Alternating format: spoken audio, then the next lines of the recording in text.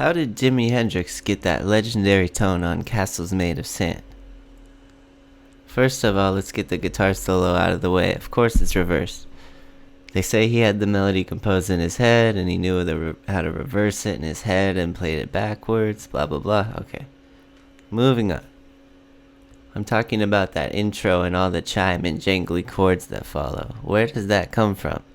It sparkles, it's chunky, it drips from the ceiling, it floats away. It's so sizzling and loose.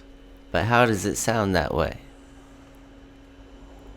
Try it right now. Go ask literally anyone and they'll have a definitive, for sure, 100% answer. It will sound something like this. He turned the bass all the way down. Or it was a little AC-10, so they just made it chimier and they went with it. Or he had the wah pedal on and swept all the way up and just left it down like that. Or the console they recorded on was weird and had a weird thing. Or he had his bridge pickup super slanted. No, but getting warmer with the pickups. Let's take a look. The song was recorded on one of the earlier Strats. You know, that only had a 3-way switch, one pickup at a time. And if you carefully move the switch in between and hold it in place with a toothpick, you could get the combination settings. But here's the thing. When you did that, you would not get that quacky sound that you know today with your 5-way switch, because from what I heard, they pulled all 3 of those pickups out of the same bin and wired them all up without minding that the middle pickup was wound the same direction.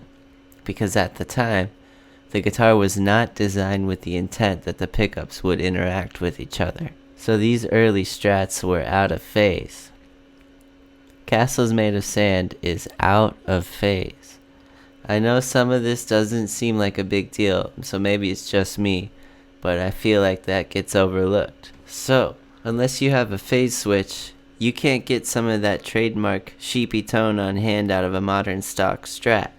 In fact, modern 5-way switch hum-canceling Strats wouldn't be available until 1977, 7 years after Hendrix's death. A lot of legendary guitar players come to mind when recalling the out-of-phase sound. Albert Collins, Peter Green, Jimmy Page, doopa-doo, doopa-doo. But when it comes to Hendrix, people seem to gloss over it for some reason. But next time you listen to his music, you're gonna hear that vocal, honky tone everywhere. And it sits in the mix in such a distinct way. That being said, I put this pickguard on my Stratocaster that has the Brian May layout. I'm not going to go through all of those weird examples and compare them. I'm just going to pick one of the closest tonal options, which is probably just going to be the bridge pickup. And then I'll compare that with the neck and middle pickups out of phase. You'll see I have an individual pickup selector for each pickup and a corresponding phase switch for each one.